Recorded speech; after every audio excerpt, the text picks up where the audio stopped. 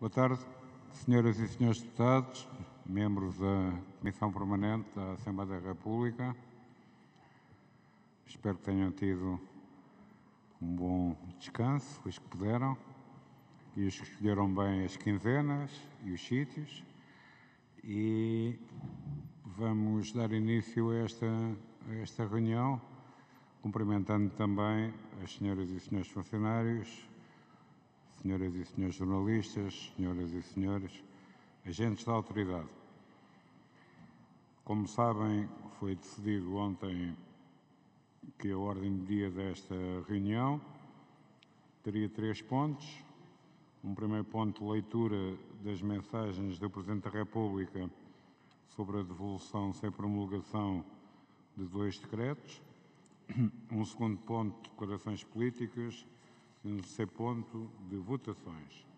Mas antes disso, a senhora Secretária Maria de Luz Rosinha tem várias, espero que não sejam inúmeras, mas várias transmissões para vos fazer. Faz favor, senhora Secretária. Muito obrigada, Sr. Presidente. Muito boa tarde a todas e a todos e passo a anunciar. Proposta de Lei 106 da Assembleia Legislativa da Região Autónoma dos Açores, que deixa a 10ª Comissão. Proposta de Lei 107 do Governo, que deixa a 13ª Comissão. Proposta de Lei 108 da Assembleia Legislativa da Região Autónoma da Madeira, a 13ª Comissão. Proposta de Lei 109 do Governo, deixa a 11ª. Proposta de Lei 110 do Governo, que deixa a 8ª Comissão. Proposta de Lei 111 do Governo, à 1ª Comissão. Proposta de Resolução 26 do Governo, 2ª Comissão. Proposta de Resolução 27 do Governo, à 2ª Comissão. Proposta de Resolução 28 do Governo, à 2ª Comissão. Projeto de Lei 809, uma iniciativa de cidadãos, deixa a 8ª Comissão. Projeto de Lei 916 do PCP, deixa a 9ª Comissão. Projeto de Lei 917 do PCP, deixa a 11ª Comissão. Projeto de Lei 918 da Iniciativa Liberal, deixa a 5ª Comissão em conexão com a 13ª. Projeto de Lei 919 do Bloco de Esquerda, deixa a 6ª Comissão. Projeto de Lei 920 da Iniciativa Liberal, à 8ª Comissão. Projeto de Lei 921 da Sra. Deputada não inscrita Cristina Rodrigues, deixa a 12ª Comissão. Projeto de Lei 922 da Sra. Deputada não inscrita Joacine Catar Moreira, à 1ª Comissão. Projeto de Lei 923 da Sra. Deputada não inscrita Joacine Catar Moreira, à 1ª Comissão em conexão com a 8ª. Projeto de Lei 924 da iniciativa do CDS-PP, deixa a 5ª Comissão. Projeto de Lei 925 da Sra. Deputada não inscrita. Não. Projeto de Lei 925 do Partido Socialista, deixa a 1ª Comissão em conexão com a 7ª e a 13ª. Projeto de Lei 926 do PAN, deixa a 10ª Comissão. Apreciação parlamentar número 52 do PCP. Projeto de Resolução 1425 da Sra. Deputada não inscrita Joacine Catar Moreira, deixa a 9ª Comissão. Projeto de Resolução 1429 do PCP, deixa a 9ª Comissão. Projeto de Resolução 1430 do PSD, à 11ª. Projeto de Resolução 1431 do Bloco de Esquerda, à 6ª Comissão. Projeto de Resolução 1432 do PCP, à 9ª Comissão. Projeto de Resolução 1433 do CDS-PP, à 12ª Comissão. Projeto de Resolução 1434 do Chega, à 1ª Comissão. Projeto de Resolução 1435 do Chega, à 2ª Comissão em conexão com a 4ª. Projeto de Resolução 1436. Projeto de Resolução que é da iniciativa do Sr. Presidente da Assembleia da República, projeto de resolução 1437, igualmente a iniciativa do Sr. Presidente da Assembleia da República, projeto de resolução 1438, da iniciativa do Bloco de Esquerda desta 10ª Comissão, projeto de resolução 1439, da Sra. Deputada não inscrita Joacine Cater Moreira desta 1ª Comissão, e a terminar o projeto de resolução 1440, do CDS-PP, que deixa a 9ª Comissão. Terminei, Sr. Presidente. Muito obrigado, Sra. Secretária Maria de Luz Rosinha. Aproveito também para a todos os membros da mesa desejar as maiores felicidades para esta nova sessão legislativa que se irá desenvolver a partir da próxima semana. E vamos entrar na ordem do dia, que tem como primeiro ponto a leitura das mensagens do Presidente da República sobre a devolução sem promulgação de 2 decretos. Decreto 167/14 e 176/14.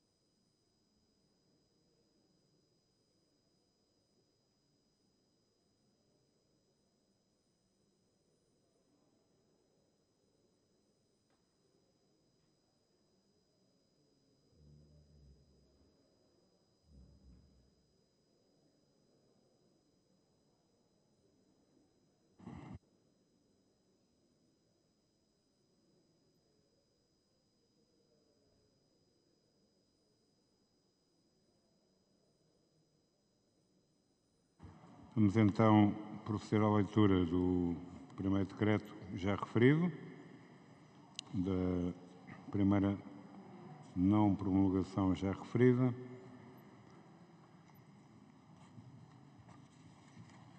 Dirijo-me a Vossa Excelência, nos termos do artigo 136 da Constituição, transmitindo a presente mensagem à Assembleia da República sobre o decreto 176/14 do diploma decorre, em termos de facto, a eventual não aplicação de sanções a um número preciso e limitado de autarquias locais relativas ao PAEL. O mesmo diploma foi submetido à promulgação já depois da convocação das eleições para as autarquias locais e do início do prazo da apresentação de candidaturas. Afigura-se de meridiano bom senso não suscitar com ele interferências eleitorais e mesmo danos reputacionais para autarquias e autarcas, assim salvaguardando a separação entre a legislação sobre gestão autárquica e o período eleitoral em curso. Nestes termos, devolvo à Assembleia da República, sem promulgação, o decreto 176/14, contendo alterações às regras de enquadramento do PAEL, para que possa sobre ele pronunciar-se depois das eleições do dia 26 de setembro, ou seja, daqui a 1 mês e 2 dias. Temos agora o segundo decreto, 176/14, 167/14, aliás, lei relativa ao combate à fraude e à contrafação de meios de pagamento que não em numerário, alterando o Código Penal, o Código de Processo Penal, a Lei 109/2009, de 15 de setembro, que aprova a Lei de Cibercrime e outros atos legislativos, uma vez que o Tribunal Constitucional, através do acórdão cuja fotocópia se anexa, se pronunciou em sede de fiscalização preventiva nos termos seguintes: pronunciar-se pela inconstitucionalidade das normas constantes do seu artigo 5º, na parte em que altera o artigo 17º da Lei 109/2009, 15 de setembro, por violação das normas constantes dos artigos 26º número 1, 34º número 1, 35º número 1 e 4, 32º número 4 e 18º número 2 da Constituição da República Portuguesa. E assim se fez a leitura das mensagens do Presidente da República. Como sabem, isto exigirá em próxima ou próximas conferências de líderes ver como é que os grupos parlamentares pretendem pronunciar-se sobre estes vetos, sobre estas devoluções sem promulgação, mas podemos passar desde já ao ponto 2, declarações políticas, e nesse ponto 2...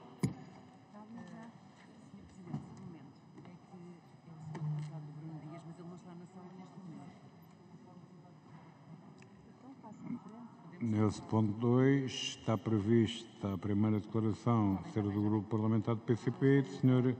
Deputado Bruno Dias, que vem aí em muito boa forma depois do verão. Faz favor.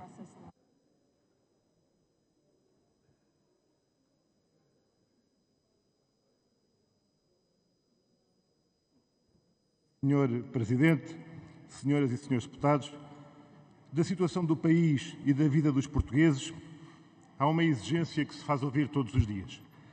É urgente e indispensável dar resposta concreta aos problemas que estão a ser sentidos pelas pessoas. É preciso que o Governo PS acabe com esta sua política de privilegiar o déficit e desprezar as populações. Mesmo quando empurrado, o Governo não faz o que lhe compete, mas tem de fazer o que lhe compete. A vida tem-se encarregado de demonstrar como foi e é importante esta força consequente da luta dos trabalhadores e das populações e da ação e proposta do PCP. Tem sido essa intervenção e ação, juntamente com a luta dos trabalhadores e das populações, o principal fator que tem permitido, nestes tempos tão difíceis para os portugueses, conter e combater uma degradação maior das condições de vida. Foi pela ação e intervenção do PCP que foi possível assegurar o pagamento dos salários a 100% aos trabalhadores em layoff desde o princípio do ano. Garantir a 200 mil pessoas abrangidas pelos apoios dirigidos aos trabalhadores independentes e outras pessoas sem proteção social, mas também a mais de 50 mil trabalhadores desempregados que viram o seu subsídio de desemprego prolongado. Foi pela ação e intervenção do PCP que cerca de 20 mil crianças ficaram abrangidas pela gratuitidade das creches, que no presente ano 1.900.000 pensionistas conseguissem ter aumentos de pensões. Temos apresentado soluções que, a serem adotadas, responderiam à dimensão dos problemas nacionais e das desigualdades e injustiças que persistem. Tem sido o caso das inúmeras propostas para melhorar direitos laborais, para prolongar moratórias bancárias e defender inquilinos e pequenos e médios empresários das consequências de previsíveis incumprimentos, a proposta para fixar um regime máximo de preços de energia e combustíveis e muitas outras. O Governo PS teve toda a oportunidade para encetar uma política alternativa. Não o fez porque são outros dos seus compromissos. No Serviço Nacional de Saúde, podia aqui falar-vos de muitos casos concretos que penalizam milhares e milhares de pessoas. Podia falar do Hospital de Setúbal, ou do Hospital de Évora, ou dos serviços do Garcia de Horta ou de tantos outros. Podia falar do Centro de Saúde do Feijó, mas dou apenas um exemplo concreto do Centro de Saúde da Quinta do Conde. A competência da sua construção é do Governo. Apesar disso, a Câmara Municipal de Sesimbra disponibilizou o terreno, assumiu a elaboração do projeto de construção, lançou a candidatura aos fundos comunitários, propondo-se assumir, para lá do que lhe competia, parte do valor da obra. Para a construção começar, só falta que o Governo e o Ministério das Finanças publiquem a portaria de extensão. Há meses e meses que o assunto morreu nas gavetas do Governo, com o risco dos prazos da candidatura expirarem e voltar tudo à estaca zero. Uma situação vergonhosa que exige resposta imediata. Portugal precisa de outra política, uma política alternativa capaz de resolver problemas acumulados e encetar uma trajetória de desenvolvimento económico e social. Precisa de dar outra urgência à mobilização e utilização de todas as possibilidades e instrumentos de que o Orçamento do Estado para 2021 dispõe e que o Governo do PS tarda em concretizar. A necessária valorização dos salários, das reformas, dos apoios sociais, da universalização e aumento do valor do abono de família, ao aumento do valor e alargamento dos critérios de acesso do subsídio de desemprego, requer uma decidida opção de combate à pobreza que vá para além da propaganda. O direito à habitação não se resolverá sem o aumento da oferta pública de habitação em larga escala, com o Estado Central a assumir as suas responsabilidades, nem com a lei das rendas do governo PSD-CDS que o atual governo se recusa a rever. E quanto a essa questão do arrendamento, já veio a habitual operação mediática anunciar o eventual adiamento do prazo de aplicação da lei dos despejos, empurrando o problema para a frente, mas deixando a ameaça sobre o futuro a milhares e milhares de famílias. Pois bem, senhores deputados, haja a coragem de enfrentar o problema. Cá estaremos para o debate em plenário, que o PCP agendou já para a próxima semana, com a nossa proposta legislativa para acabar com essa infâmia que ainda hoje está em vigor na lei dos despejos de PSD e CDS. Mas, entretanto, não podemos deixar de registar a situação inaceitável que está a ser denunciada por autarquias que são confrontadas com um governo que dá o dito por não dito. Depois de tanta propaganda de investimento na habitação e financiamentos a 100%, apresenta agora a fatura às autarquias e diz que, afinal, só chega a 60% da componente do poder central e, para que o investimento avance, só se a autarquia pagar 40%. É uma situação escandalosa que não pode passar impune. Senhor Presidente, senhoras e senhores deputados, o que se alcançou pela intervenção do PCP e a luta dos trabalhadores, mesmo que limitado após anos de luta intensa, é de inegável importância. Por mais insistentes que tenham sido e que sejam as tentativas do Governo de impor a sua propaganda, não esquecemos as medidas positivas e importantes que não só não defendeu, como se opôs à sua adoção até ao limite do que conseguisse. Lembramos-nos bem do passo social nos transportes, das propostas e intervenções que o PCP apresentou nesta Assembleia durante 22 anos, dos ataques e desconsiderações que mereceu dos senhores deputados do PS, PSD e CDS durante todo esse tempo. Mas nós nunca duvidámos da justeza da proposta, que era uma causa justa, necessária, que finalmente foi concretizada, entrou em vigor e melhorou a vida concreta de milhares e milhares de pessoas. Há em todo este processo uma lição, um ensinamento que prevalece, de que nada é oferecido e cada avanço é conquistado, de que vale a pena lutar e de que a luta é decisiva e torna realidade aquilo que muitos pensam ser impossível. Para essa luta, para a ação e a proposta na construção desse futuro para uma vida melhor, os portugueses podem contar com o PCP. Disse. Muito obrigado, Sr. Deputado. Tem a palavra pelo Grupo Parlamentar do CDS-PP, a Sra. Deputada Ana Rita Bessa. Por favor.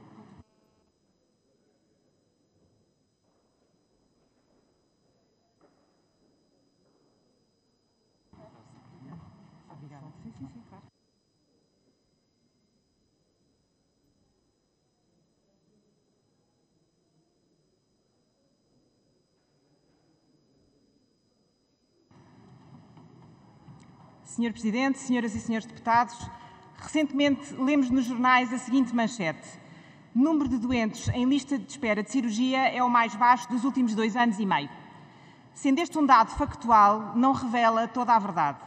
A explicação oferecida pela Administração de Saúde é de que, apesar de todos os desafios colocados pela pandemia, tem havido um esforço de recuperação da atividade programada. Mas o que não é dito é que, por causa das decisões tomadas em função da pandemia, informadas pelo modelo ideológico de prestação de cuidados de saúde do Governo, há quebras significativas no acesso a rastreios, a cuidados de saúde primários e a referenciação para consultas de especialidade. Podemos, por isso, ter manchetes laudatórias em tempos eleitorais, mas a verdade é que os doentes não Covid nem sequer estão a chegar aos hospitais e é também por isso que a lista de inscritos para cirurgias é baixa. São boas estatísticas, mas não são boas notícias. A quebra nos rastreios oncológicos é particularmente grave e ilustrativa. Por exemplo, estimam-se em 100.000 as mamografias que não foram realizadas. Por causa disto, estudos recentes apontam para um crescimento de mais de 15% do diagnóstico de cancro nos próximos anos, com menor taxa de sobrevivência, dado o estadio avançado a que os doentes chegarão aos hospitais. Também nos cuidados de saúde primários há um problema grave. Os profissionais de saúde estão há meses capturados pelo Trace Covid, pelos ADR e pelos centros de vacinação. E as consultas por telefone, em muitos casos apenas para renovar a medicação de doentes crónicos, não são uma solução nem cabal nem sustentável. É urgente normalizar o funcionamento dos cuidados de saúde primários e reforçar o seu papel de promoção da saúde e prevenção da doença. Portanto, há um atraso real no acesso, embora ainda não totalmente expresso em listas de espera. Os profissionais de saúde estão esgotados e há um SNS que padecia já antes da pandemia de inúmeras e bem identificadas fragilidades. Senhoras e senhores deputados, perante isto, como é que nos devemos colocar? E talvez aqui resida a maior diferença entre a direita e a esquerda, ou pelo menos entre o CDS e a esquerda, no que à saúde diz respeito. Para o CDS, a pergunta a responder, agora e para o futuro, é como garantir o acesso a cuidados de saúde a tempo e horas para todos. Já a pergunta da esquerda, bem presente no que ouvimos sobre as negociações do próximo Orçamento do Estado, é como fortalecer o SNS. A tónica da pergunta, servir as pessoas ou servir o SNS, muda tudo. Muda a hierarquia de prioridades, a concepção do sistema, as escolhas e as políticas concretas. Para garantir o acesso a cuidados de saúde a todos, a tempo e horas, precisamos do SNS como um meio fundamental, mas não um fim em si mesmo. Um meio que, sendo pago pelos contribuintes, tem de ser financiado eficientemente em função dos ganhos de saúde obtidos e não em função do número de atos produzidos. Tem de fixar profissionais de saúde porque os remunera e responsabiliza, e não porque os amarra a ficar. Para garantir acesso a cuidados de saúde a todos, a tempo e horas, precisamos sim do SNS, mas precisaremos também da complementaridade dos setores privado e social, da indústria farmacêutica, dos laboratórios, das farmácias. A pandemia já nos ensinou isso mesmo, a trabalhar ombro a ombro, para usar as palavras da Sra. Ministra da Saúde, precisamente quando a realidade cantou mais alto que a Internacional Socialista. E com o envelhecimento do nosso país, por um lado, e a inovação promissora, mas dispendiosa, por outro, rapidamente se tornará claro que o SNS não é suficiente, por muito que continuemos a aumentar o seu orçamento. Também por isso, a atual situação de ruptura da ADSE é tudo o que não se deseja. Os funcionários da administração pública, sempre aqueles que não têm alternativa, foram informados da alteração de tabelas no próprio dia da entrada em vigor e arriscam-se agora a perder o acesso aos seus médicos, ao seu historial clínico e aos cuidados de saúde que tinham até aqui. O SNS será sobrecarregado com lista de esperas acrescidas e todos perderemos. Senhoras e senhores deputados, um Ministério da Saúde míope que não vê para além dos seus preconceitos, nem para além da viabilização de cada orçamento do Estado a cada ano, não se apercebe nem do tamanho dos problemas com que se defronta, nem das soluções viáveis que outros, ainda que da oposição, apresentam. Nesta sessão legislativa, o CDS insistirá nas suas propostas para a saúde, para que todos os cidadãos, independentemente do seu código postal, ou da sua carteira, ou do seu vínculo laboral, possam ter uma resposta de saúde a tempo e horas. Muito obrigado, Sra. Deputada. Tem a palavra o PAN, através da Sra. Deputada Inês Sousa Real. Por favor.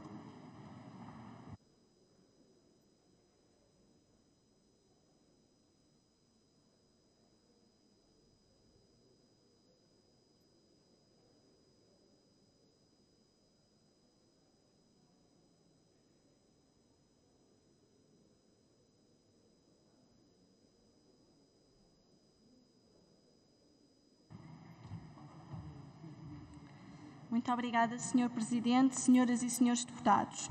Neste dia de declarações políticas, não posso deixar de começar por referir e de saudar a Associação Acreditar, que esta semana trouxe a debate na sociedade civil uma matéria não só da maior humanidade, como da maior justiça social. Falo precisamente da reivindicação do alargamento dos 5 dias atuais do luto parental para pelo menos 20 dias, uma matéria que nos parece da maior justiça e dignidade, Pegando nas palavras do psicólogo Mauro Paulino, o luto de uma vida sabemos bem que não cabe em 5 dias. E sabemos também que o alargamento pode não ser a resposta, evidentemente, para aquilo que é necessário para ultrapassar esta circunstância. Mas, de facto, tem que existir uma resposta minimamente digna por parte da Assembleia da República para esta problemática que, infelizmente, tantas famílias enfrentam no nosso país. E é por isso que, antes de entrar no tema das nossas declarações políticas, não posso deixar de convocar todas as forças políticas, da esquerda à direita, para que acompanhem não só a Associação Acreditar, como também o PAN, que já deu entrada de uma iniciativa legislativa para que aqui, na Casa da Democracia, possamos trazer o mínimo de justiça e dignidade a estas famílias. Posto isto e trazendo ao debate então o tema das nossas declarações políticas, nós estamos hoje perante desafios não só climáticos, como desafios também menos conhecidos e menos falados no nosso país. Falo, por exemplo, do declínio demográfico, que tem ficado bem claro com aquilo que têm sido os dados divulgados não só pelo Censo de 2021. Em 10 anos, Portugal perdeu 2% da população. Falamos de 214 mil pessoas. E o interior continua a ser o rumo da desertificação, com 50% da população a concentrar-se nas áreas metropolitanas de Lisboa e do Porto. Frequentemente ouvimos falar nas assimetrias regionais e sociais que persistem no nosso país. Uma realidade que todos conhecemos e que supostamente mobiliza todas as forças políticas em manifestos de boas intenções, mas manifestos esses que acabam por não trazer mudança alguma. No fundo, os programas e as estratégias com nomes pomposos para a valorização do interior acabam por ora assumir uma lógica de que é preciso que tudo mude para que tudo fique igual, ora por trazer uma visão manifestamente redutora do interior e do mundo rural. Exemplo paradigmático disso são os 2 acordos que o Bloco Central fez e que se deram origem ao chamado pacote de descentralização e ao novo modelo de designação dos órgãos da direção da CCDR. No caso da descentralização, estávamos perante uma reforma necessária, que era na sua teoria uma reforma positiva, mas que na prática mostrou ser desastrosa e que não só não resolveu os problemas dos municípios, como lhes trouxe dificuldades acrescidas. Esta reforma falhou porque não foi acompanhada do necessário reforço de capacidades organizacionais e técnicas dos municípios e de um reforço dos recursos humanos e financeiros que eram absolutamente fundamentais para poderem exercer essas competências. Veja-se, aliás, que 20% dos municípios recusaram em exercer qualquer competência, incluindo 4 capitais de distrito. E, de facto, não podemos sacudir do Governo Central para as autarquias locais, sacudir estas competências para debaixo do tapete, esperando então que a responsabilidade fique focada nas autarquias. Esta reforma tem sido também um alívio para o corte de financiamento dos municípios, como vimos, por exemplo, no Fundo Social Municipal, que no Orçamento de Estado deste ano teve 35 milhões de euros em falta e ficou em valores idênticos aos de 10 anos atrás, apesar do significativo aumento das competências dos municípios desde aí. Senhoras e senhores deputados, o caminho não pode nem deve ser jamais por aqui. É preciso olhar para os problemas concretos do país, fora do terreiro do Paço e fora também das paredes desta Assembleia da República, para fazer as respostas que sejam consensualizadas com os municípios e as suas populações, sobretudo após uma crise sanitária e socioeconómica tão profunda como a que o país atravessou, e que nos demonstrou que os serviços públicos absolutamente essenciais, como o Serviço Nacional de Saúde, não podem ficar para trás e que carecem de um investimento efetivo. Que a habitação, um dos maiores desafios que temos hoje nas nossas cidades, tem que ter também respostas públicas que não se coadunam com limitar a passar estas transferências para as autarquias e não ter também da parte do Estado, que tem um vasto património, uma resposta social adequada. Aliás, enquanto estamos aqui precisamente a falar, temos hoje muitas famílias que perderam os seus rendimentos. Tivemos um aumento de pessoas em situação de sem-abrigo nas ruas, a baixa de salários e a rota que temos de facto que ter no nosso país não pode continuar a ser de não acompanharmos a média europeia e não conseguirmos garantir o mínimo de dignidade e o mínimo de conciliação naquilo que é as pessoas poderem fazer o que as faz feliz e também poderem ter rendimentos familiares adequados. Também não se pode achar que o declínio demográfico se vai resolver só com incentivos ao transporte individual, ou apoios à família, ou perpetuar desigualdades escandalosas, como a que vimos no Orçamento de 2020, em que se atribui 34 milhões de euros para o metro de Lisboa renovar a sua frota, mas depois, por outro lado, só se atribui 15 milhões de euros para que os territórios do interior consigam melhorar a sua oferta dos transportes públicos. Tem que sair do papel a ferrovia, tem de sair do papel soluções que se apostem no interior e que não passam nos vistos gold para que se consiga fixar as pessoas. E também precisamos de um plano de adaptação às alterações climáticas, porque, senhoras e senhores deputados, falarmos de facto na bandeirola do problema climático e não se garantir que no PRR e no próximo Orçamento de Estado, ou nas respostas agora das autarquias locais, vamos ter programas de adaptação do território às alterações climáticas, é enterrar a cabeça na areia e fazer de conta que não vamos ter áreas inundadas no nosso país, não vamos ser atingidos pela seca extrema, como já aconteceu no Mira, como vai acontecer no Sudoeste Alentejano, em Odmira e em tantos outros locais do nosso país. E é por isso que as políticas públicas essenciais têm que ter a coesão territorial sempre presentes. E os atrasos significativos também que têm existido em publicação de despachos, apoios sociais que são absolutamente fundamentais, inclusive do ponto de vista social e também da proteção animal, não podem continuadamente ficar para trás.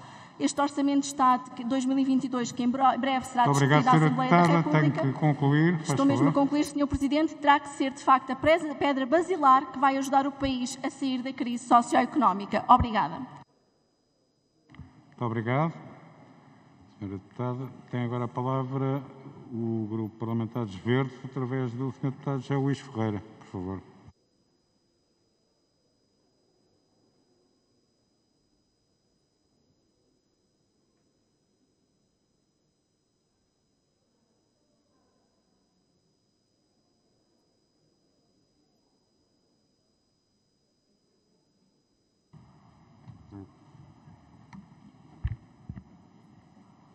Senhor Presidente, senhoras e senhores deputados, por estes dias o processo da localização do novo aeroporto de Lisboa voltou novamente a ser notícia. Primeiro foi o Tribunal Administrativo e Fiscal de Almada que, a propósito de uma providência cautelar interposta por um grupo de cidadãos, veio recentemente arrasar por completo a opção Montijo. Na sentença é expressamente referido que, e passo a citar, a escolha do local na base aérea do Montijo descura de modo evidente e manifesto os impactos ambientais nas áreas sensíveis, legalmente protegidas de importância nacional, comunitária e internacional.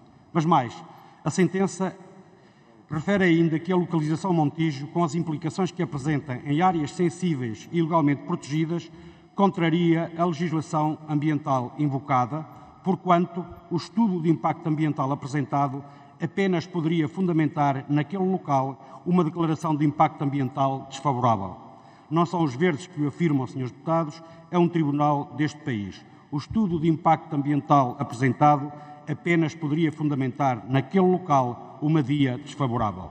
Ora, esta sentença, que indefere a providência cautelar apenas porque não existe especial urgência nem danos para a população, uma vez que o processo está parado, vem, antes de mais, dar razão a todos que, como os verdes, se opuseram a esta teimosia do Governo.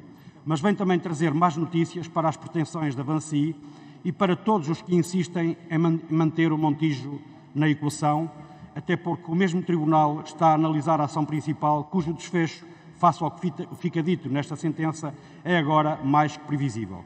Por isso mesmo, os verdes alertam o Governo para a necessidade de remover o Montijo da avaliação ambiental estratégica, porque uma coisa é certa e sobre a qual não temos dúvidas.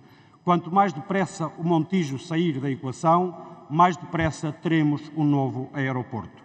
Mas o assunto voltou também a ser notícia porque um conjunto significativo de associações ambientalistas veio reforçar aquilo que os verdes já tinham aqui denunciado. O Governo não pretende promover uma avaliação ambiental estratégica séria e verdadeira, porque se assim fosse, não limitaria o seu âmbito e não partia para esta avaliação com ideias pré-definidas.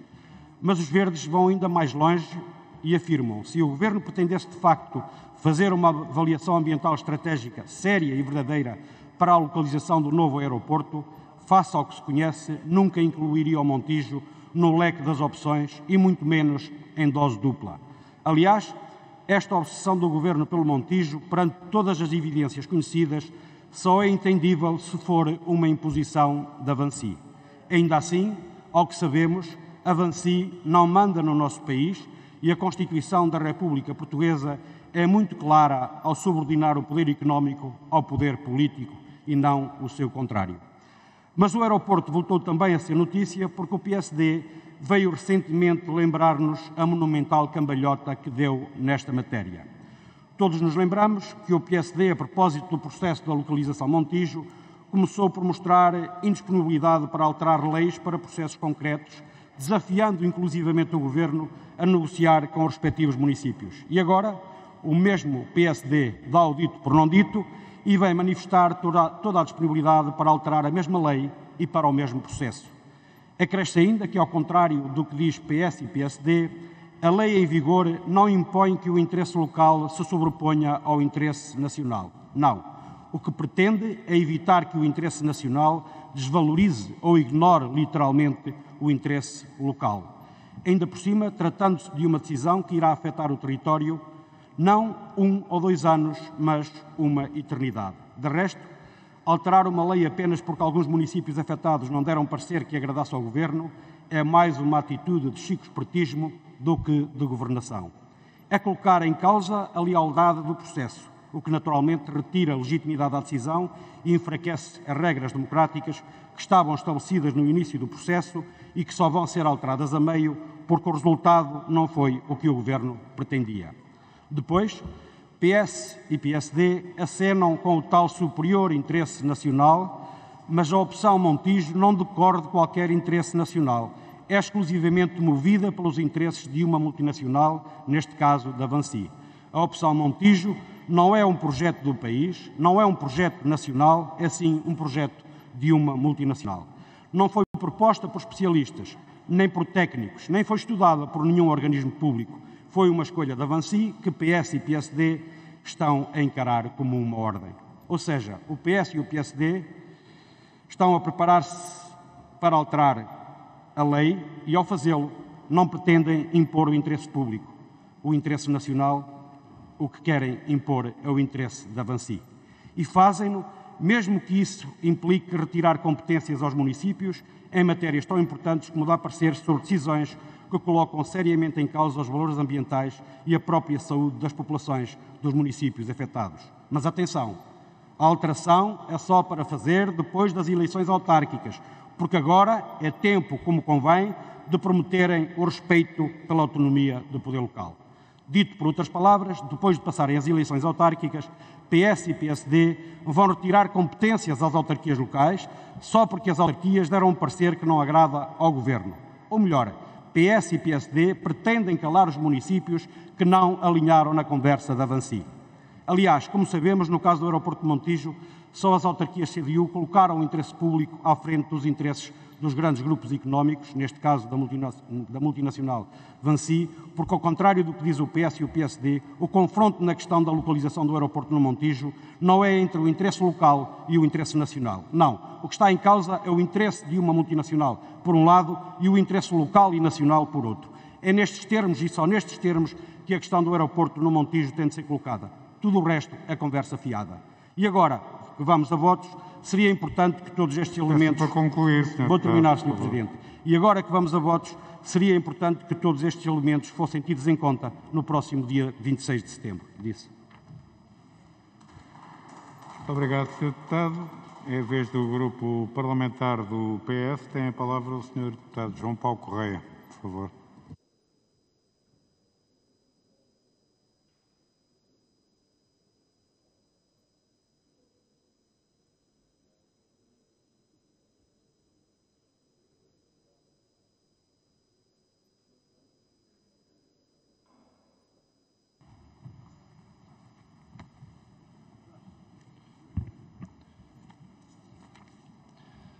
Senhor Presidente, senhoras e senhores deputados, Portugal é o segundo país do mundo com a maior percentagem de vacinados contra a Covid-19. 77% da população com vacinação completa e 86% com pelo menos uma dose administrada. O mais recente relatório da Direção-Geral de Saúde contabiliza cerca de 8.800.000 residentes com pelo menos uma dose de vacina administrada e perto de 8 milhões com a vacinação completa. Nas faixas etárias, a partir dos 65 anos, a vacinação abrange já a quase totalidade da população. Destaque ainda para a percentagem de vacinação de jovens entre os 12 e 17 anos.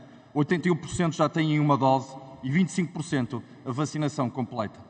Um sucesso de todos, desde logo dos portugueses, dos profissionais de saúde, da capacidade de resposta do SNS, da Task Force e da sua liderança, da atuação do Governo e da ação coordenada da União Europeia. Mas os resultados do processo de vacinação não fazem esquecer o que ouvimos meses a fio da parte dos que pouco ou nada fizeram pelo Serviço Nacional de Saúde. Disseram que ia faltar tudo no SNS, disseram que os médicos iam ter necessidade de escolher quem vivia e quem morria, disseram que a vacinação ia ser um desastre. Os que disseram estas mentiras deviam estar aqui hoje a pedir desculpa perante os portugueses. Felizmente, os cenários mais pessimistas não se confirmaram. O esforço de todos, repito, de todos, levou o processo da vacinação ao melhor desempenho. Durante 4 anos, a direita falou no caos do Serviço Nacional de Saúde.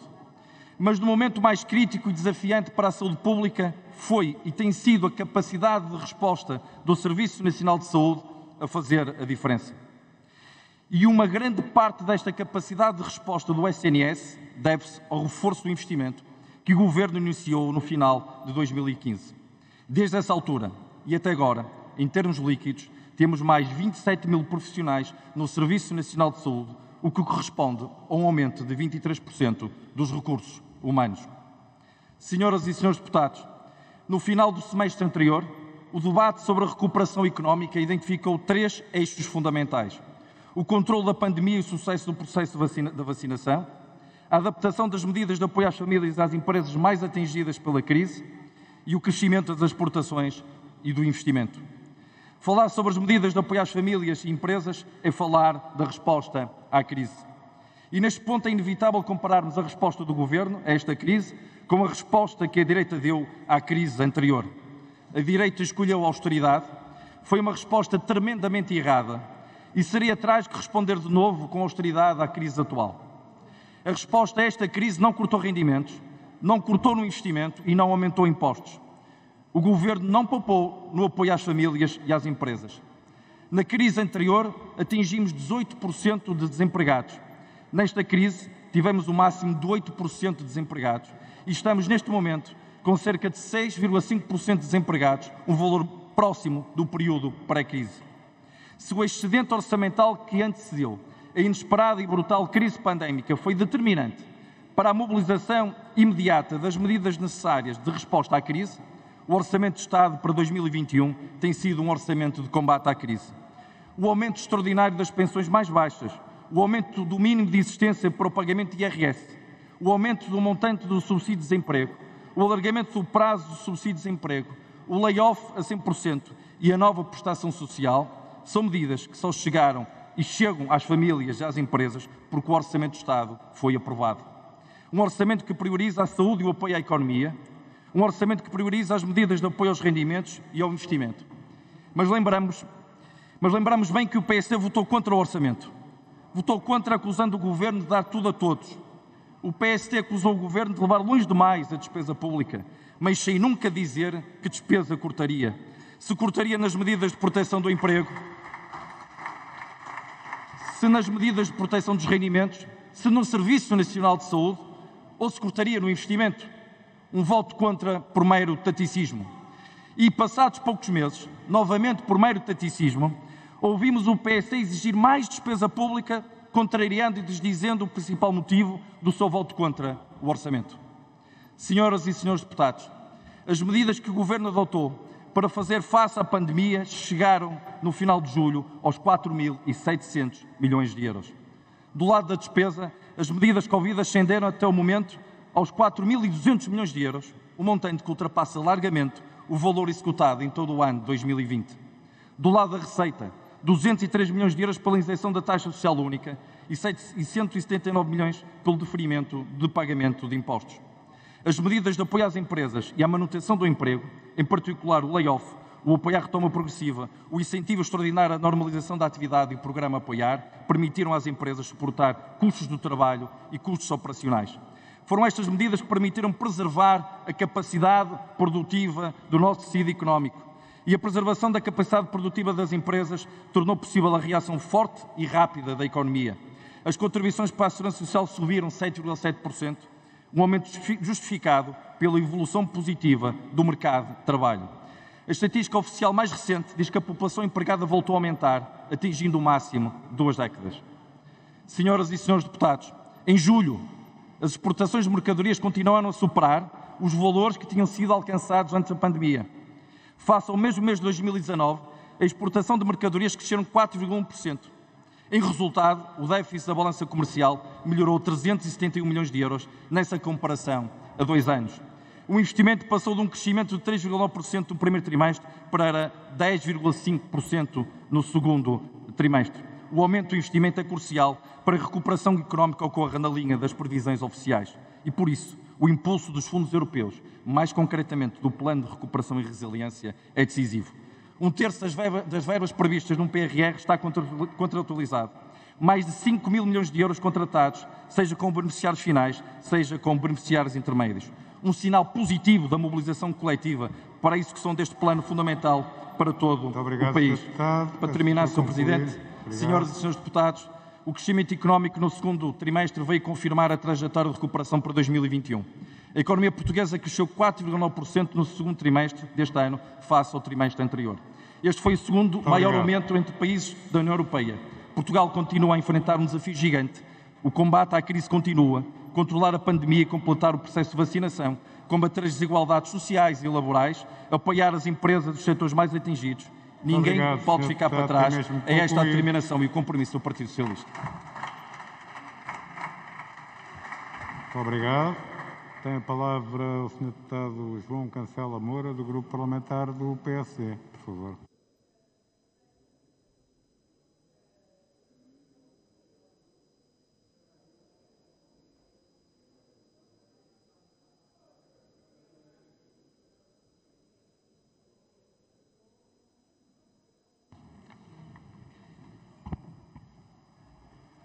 Senhor Presidente, senhores deputados, as eleições são autárquicas, mas é o Governo que está em campanha e já não esconde ao que vem.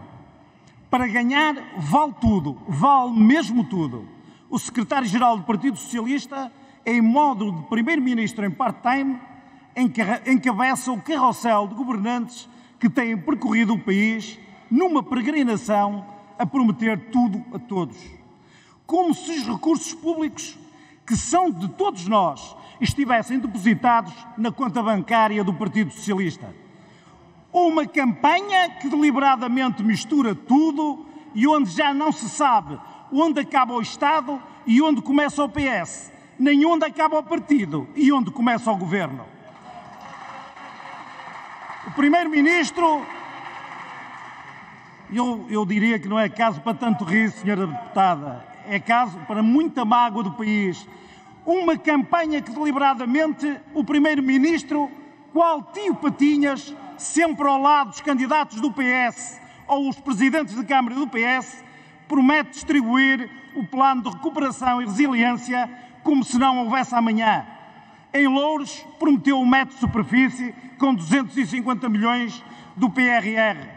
Na Covilhã, prometeu o reforço de financiamento para a habitação ao abrigo dos mesmos 2.750.000 euros do PRR, que já tinha prometido a mais 2 ou 3 municípios. Em Rezende e Baião, prometeu a ligação entre ambos os municípios com os 723 milhões para as ligações rodoviárias inscritas no PRR. Em Mirandela e Vila Real, prometeu 5 novas ligações entre Portugal e Espanha, desde Bragança a Cotim, com a mesma verba do PRR. Em Chaves, prometeu 110 milhões de euros para ligações transfronteiriças, a maior parte, outra vez, do PRR. Senhor Presidente, senhores deputados, um autêntico Euromilhões, que anda à roda dia sim, dia não, e cada vez que o Primeiro-Ministro faz um comício do Partido Socialista, onde as bolas premiadas saem sempre aos mesmos, num jogo partidário completamente viciado. Esta apropriação indevida do PRR, indiciando que apenas as autarquias que venham a ser ganhas pelo PS é que terão acesso livre e facilitado a estes milhões, é de uma promiscuidade absolutamente inaceitável num Estado de Direito. Esta governamentalização dos municípios, alimentando a narrativa que distingue entre os bons autarcas, que são os do PS, e os outros, é uma discriminação obscena, quase terceiromundista. O desafio de crescimento económico perdeu para o projeto de poder do Partido Socialista e o país está a caminho de um perigoso processo de mexicanização com o qual não queremos nem vamos de todo pactuar. O PS, que já usou o aparelho de Estado para silenciar vozes dissonantes ou críticas, como Vítor Caldeira ou Joana Marques Vidal, para interferir nas nomeações da CRESAP, como Ana Paula Vitorino e Tiago Preguiça, para prestar falsas declarações na designação do Procurador Europeu, para condicionar até a comunicação social com a atribuição de ajudas financeiras a título de publicidade paga, ou legislar na tentativa de amnistiar alguns dos seus autarcas a contas com procedimentos sancionatórios que podem levar à perda de mandato, o PS é capaz de tudo, mesmo de tudo. O PS pretende agora transformar o PRR, que devia promover, tinha essa obrigação, como um desígnio nacional, num plano de conveniência eleitoral do Partido Socialista, num plano de reverência ao Governo.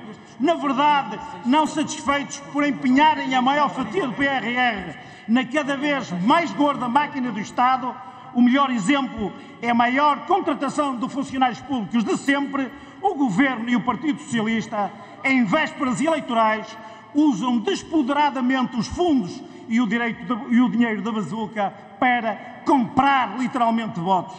Se isto não é desvirtuar de forma escandalosa as regras do jogo democrático, promovendo um ambiente de chantagem eleitoral com base em promessas de futuros favorecimentos e benesses, então não sabemos o que isso seja. É a velha cartilha socialista, agora a funcionar em versão 2.0 e em forma de bazuca. E o deslate é tão grande, é tão ridículo, que este leilão de promessas, pelas nossas contas, já ultrapassa mais de 5 mil milhões de euros o valor total de 16 mil milhões de euros da própria bazuca. O PS foi governo 11 dos últimos 15 anos e não aprendeu nada com o desgoverno de Sócrates. O Primeiro-Ministro, que era o seu número 2, e foi o seu melhor aluno, também não. Só facilitismo e irresponsabilidade. Por exemplo, a venda de novo banco, a reversão da privatização da TAP ou o nepotismo na nomeação de cargos públicos. Haja decoro, que o país precisa e muito. Os autarcas são gente séria, que merece respeito, sobretudo de quem governa. Gente com grande sentido e espírito de missão, que abraça com paixão as causas que defende. Gente comprometida com a sua terra e completamente descomprometida das amarras políticas. Gente que honra a sua palavra, que muita gente ou pouca gente faz e não troca convicções por conveniência. Gente com grande sentido de responsabilidade, que governa com humildade. Gente que não pode, não deve, não merece ser vítima desta forma enviesada de exercer o poder e de prometer a esmo, sem critério, sem regras, sem equidade. Face a este estado de sítio que nos devia envergonhar a todos e em nome de um poder local livre e independente, queremos lançar um repto e que também é um desafio à Comissão Nacional de Eleições, que entre as afamas das notificações para a remoção de publicações nas redes sociais e as recomendações Obrigado, Sr. sobre a Deputado. abstenção de comportamento, Tenho que concluir. encontre 10 minutos que sejam, já vou concluir, Sr. Presidente, para assegurar a igualdade de tratamento e de oportunidades destas ações de propaganda do Governo, ainda por cima enganosa, que são uma ingerência inqualificável na campanha eleitoral. Tinha mais utilidade prática e os autarcas agradeceriam, gratos e reconhecidos. Finalmente, Muito obrigado. se antes quem se metia com o Partido Socialista levava, mesmo concluir, agora Sr. quem se meteu no PS não leva nada. Ou dito de um modo mais simples, uma obrigado. cantiga de Zeca Afonso, para que todos compreendam. Muito obrigado. Eles comem tudo e não deixam nada. Muito obrigado. Muito obrigado. Tem a palavra para uma intervenção o Sr. Deputado Jorge Costa, do Grupo Parlamentar do Bloco de Esquerda. Por favor.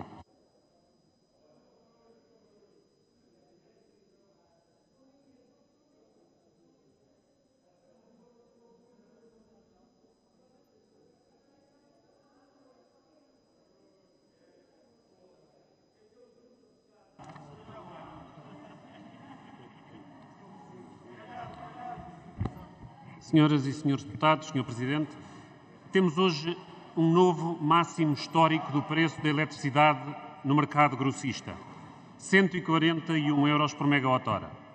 Este recorde será de novo batido amanhã, o dia em que a produção contratada vai chegar aos 152 euros por megawatt-hora.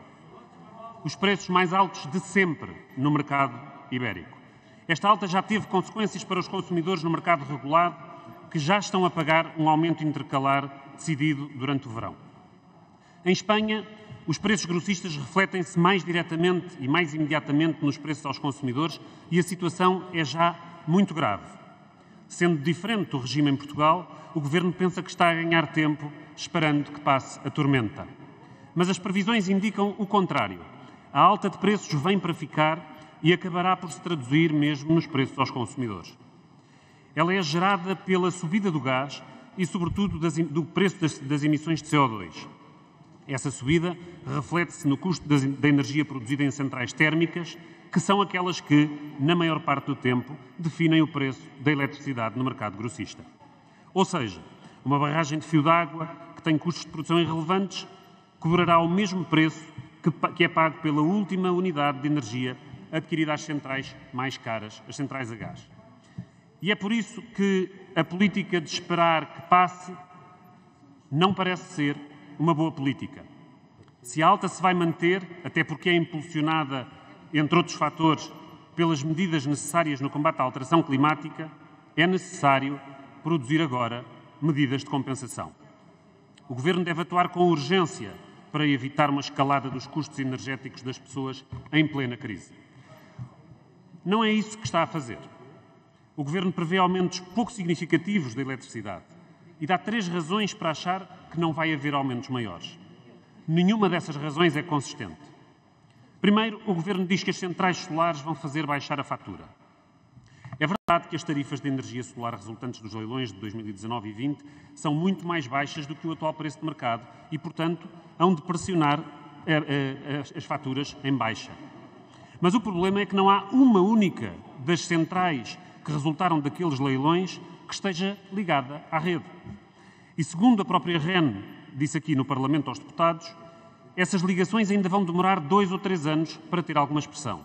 Nós não temos esse tempo. Em segundo lugar, o Governo diz que a eólica vai baixar a fatura. Não vai.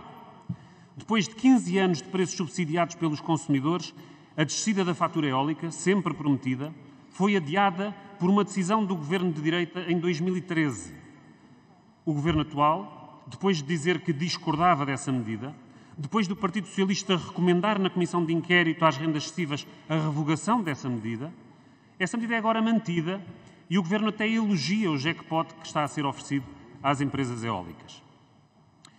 Sob a atual situação de alta do preço de mercado, as tarifas das eólicas vão manter-se no altíssimo patamar de 90 euros megawatt-hora, muito próximo daquilo que historicamente lhes tem vindo a ser pago. Não há descida nenhuma.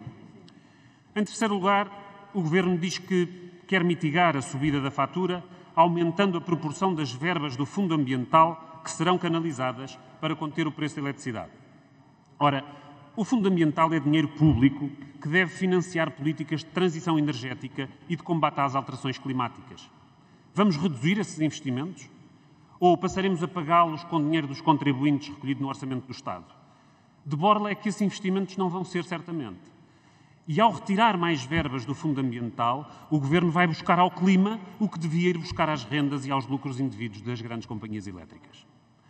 Senhoras e senhores deputados, esta é uma bomba relógio que vai mesmo acabar por explodir na fatura dos consumidores em Portugal. O mercado elétrico, desenhado para centrais emissoras de CO2, sempre foi errado, mas agora é catastrófico. O oligopólio elétrico está a ganhar milhões, protegido pelo Governo, protegido por Bruxelas, mesmo que todos saibam que precisamos de novas formas de organizar o sistema elétrico e de remunerar a produção de energia. Para já, precisamos de medidas para conter os aumentos que vemos vindo. O Bloco avançou 2 propostas que até agora o Governo recusa militantemente. A primeira é eliminar, pelo menos em parte, os lucros caídos dos céus auferidos pelas barragens. Basta a António Costa seguir o exemplo do Governo Socialista Espanhol, que já avançou uma proposta de lei para cortar ganhos excessivos obtidos no mercado por centrais não emissoras de CO2. Pedro Sánchez pretende eliminar os ganhos das barragens equivalentes ao custo das emissões, porque é excessivo na medida em que as barragens não têm custos de emissões.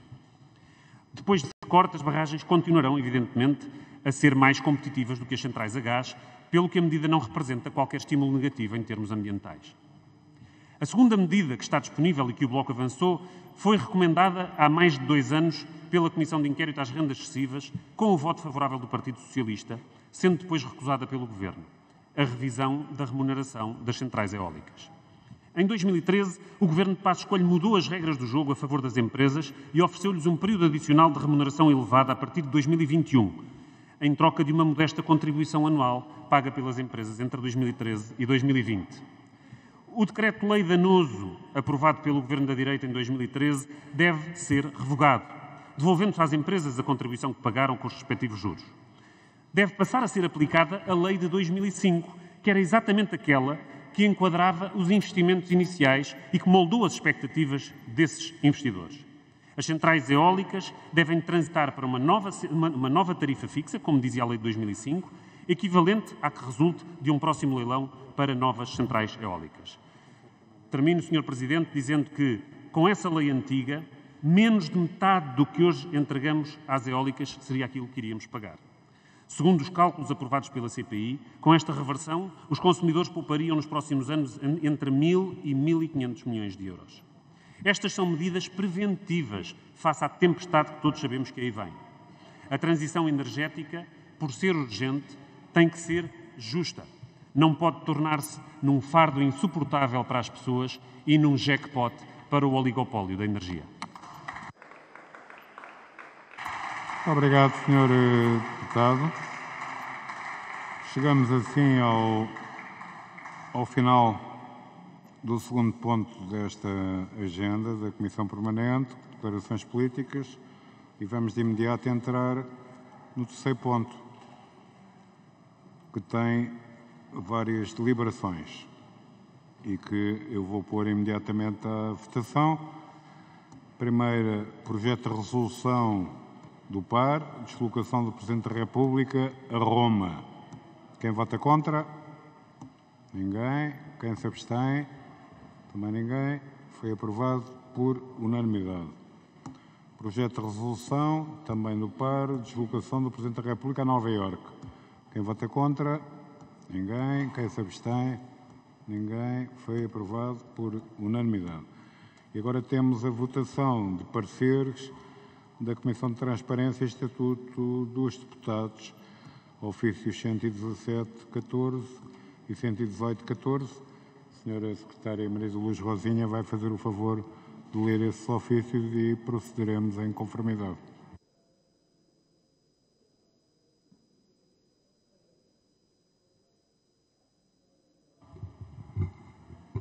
Obrigada, Sr. Presidente.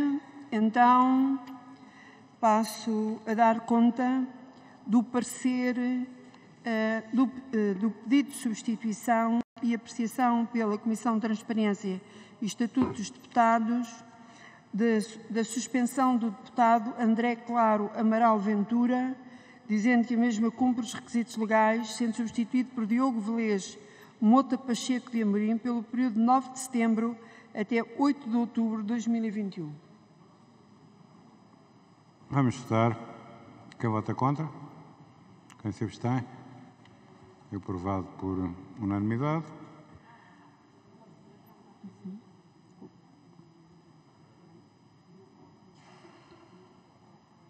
Passemos. Também o parecer sobre a renúncia da Sra. Deputada Ana Paula Mendes Vitorino, que cumpre os requisitos legais e que será substituída por Isabel Sofia Alves de Andrade, com efeitos a partir de 9 de agosto de 2021, inclusive. Muito obrigado. Vamos votar. Quem vota contra? Quem se abstém? É aprovado por unanimidade. Ainda da Comissão de Transparência e Estatuto dos Deputados, autorizar o Sr. Deputado António Carlos Sousa Gomes da Silva Peixoto a prestar depoimento presencial no âmbito dos autos em referência. Muito obrigado. Vamos votar. Quem vota contra? Quem se abstém? Aprovado por unanimidade. Autorizar a Sra. Deputada Martina Pires Marcelino de Jesus a prestar depoimento por escrito no âmbito dos autos anexos. Muito obrigado. Vamos votar. Quem vota contra? Quem se abstém? É aprovado por unanimidade.